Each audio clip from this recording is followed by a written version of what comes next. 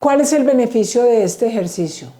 Primero, liberación de todo el maxilar inferior. Le va a servir a todos los bruxadores, a todos aquellos que hagan fuerza con sus dientes de manera inconsciente.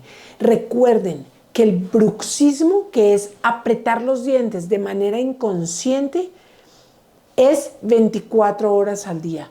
Mucha gente cree que es un problema nocturno y que al ponerse la placa miorrelajante que su odontólogo le formuló, ya solucionó el problema. No es así.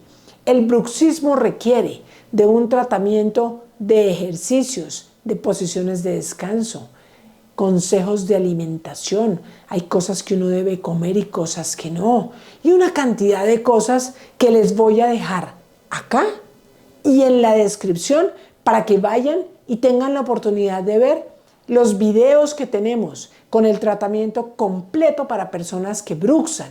Y en ese tratamiento está incluido toda la liberación de cuello.